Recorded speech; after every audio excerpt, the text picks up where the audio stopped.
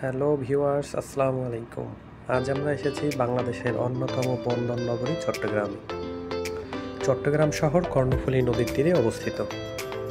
বাংলাদেশের শিল্প বাণিজ্যে কর্ণফুলী নদীর ভূমিকা সবচেয়ে গুরুত্বপূর্ণ। আপনারা এখন যে নদীটি দেখতে পাচ্ছেন এটাই হচ্ছে মূলত কর্ণফুলী নদী। এই নদীর মাধ্যমেই বিদেশ থেকে বিভিন্ন বড় বড় জাহাজগুলো কন্টেইনারে করে বিভিন্ন মালামাল ইম্পোর্ট এবং এক্সপোর্ট করে থাকে। আমাদের সামনে এই যে বড় জাহাজটি দেখতে পাচ্ছেন কন্টেইনার লোড করা, এটি বাংলাদেশ থেকে এক্সপোর্টের মাল নিয়ে অন্য দেশে যাচ্ছে। ঠিক এভাবেই কন্টেইনারে করে বিদেশ থেকে বিভিন্ন মালামাল আমাদের দেশেও ইম্পোর্ট করা হয়।